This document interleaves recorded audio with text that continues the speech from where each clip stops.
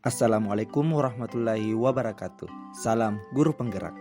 Jumpa lagi bersama saya Rahmat Hendra HR, calon guru penggerak Angkatan 7 Kabupaten Nrekang. Baik, sahabat guru penggerak dimanapun Anda berada, di video kali ini saya akan memaparkan hal-hal yang menjadi pembelajaran bagi saya sebagai refleksi melalui koneksi antar materi.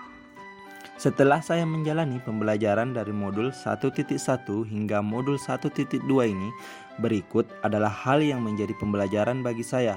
Hal ini saya jabarkan dengan model refleksi 4P, yaitu peristiwa, perasaan, pembelajaran, dan penerapan. Sebagai refleksi pertama yaitu peristiwa. Momen yang penting dan mencerahkan bagi saya dalam proses pembelajaran modul 1.1 hingga modul 1.2 yaitu selama mempelajari modul 1.1 saya semakin memahami akan tugas saya sebagai seorang pendidik, di mana guru berperan sebagai among yang menuntun tumbuh kembangnya anak dengan tetap memperhatikan kodrat alam dan kodrat zaman. Selanjutnya, saya mampu merancang kegiatan yang sesuai dengan nilai dan peran guru penggerak, sehingga saya semakin percaya diri untuk menjalankan tugas saya sebagai guru di masa yang akan datang. Kemudian, momen yang paling menantang bagi saya yaitu yang pertama, melakukan aksi nyata atau penerapan dari filosofis pemikiran Ki Hajar Dewantara. Yang kedua, mengerjakan setiap tugas dengan batas waktu pengumpulan yang begitu singkat.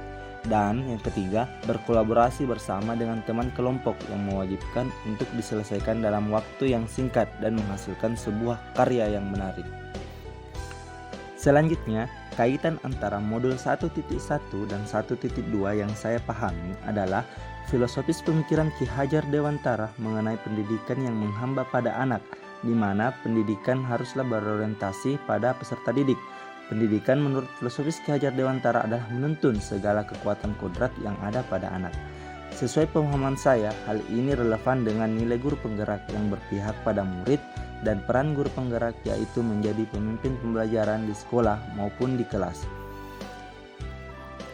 Selanjutnya, refleksi yang kedua yaitu perasaan.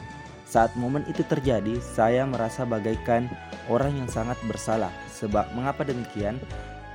Selama ini pembelajaran yang saya laksanakan berdasarkan kehendak dan keinginan sendiri tanpa memperhatikan apakah siswa saya merasa nyaman atau tidak selama mengikuti pembelajaran.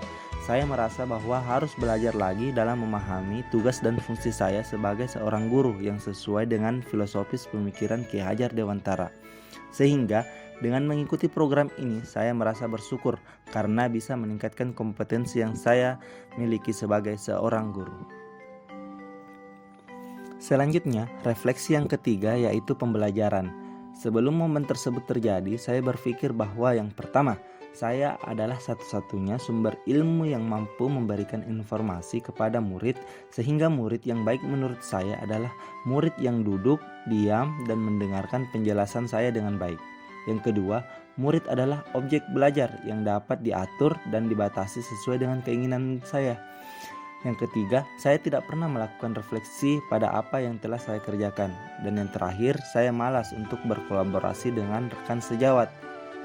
Sekarang, saya berpikir bahwa yang pertama, saya adalah penuntun yang harus berpihak pada murid. Yang kedua, saya harus berinovasi agar mampu menjadi coach bagi rekan-rekan guru yang lain. Yang ketiga, saya harus mampu mendorong kolaborasi agar tercipta kerjasama yang baik. Yang keempat, saya harus mampu mewujudkan kepemimpinan murid. Dan yang terakhir, saya mampu untuk menggerakkan komunitas praktisi. Selanjutnya, refleksi yang keempat yaitu penerapan. Dalam menerapkan ilmu yang saya peroleh dari modul 1.1 hingga modul 1.2, rencana pengembangan diri yang akan saya lakukan mulai dari sekarang adalah menerapkan nilai dan peran guru penggerak yang sesuai dengan filosofis pemikiran Ki Hajar Dewantara, yaitu pertama, berpihak pada murid. Sebagai pendidik, saya akan bersikap among atau menuntun peserta didik sesuai minat dan bakatnya agar mereka bisa meraih cita-citanya. Yang kedua, inovatif. Sebagai pendidik, saya tertantang untuk menciptakan hal-hal baru, baik itu berupa metode maupun media pembelajaran yang sesuai dengan kebutuhan peserta didik, serta tidak pernah berhenti untuk berkarya. Yang ketiga, saya akan menjadi reflektif. yaitu dengan selalu berpikir terbuka dan bertanya pada diri pribadi akan kelebihan dan kelemahan saya agar mampu memperbaiki ekosistem pendidikan.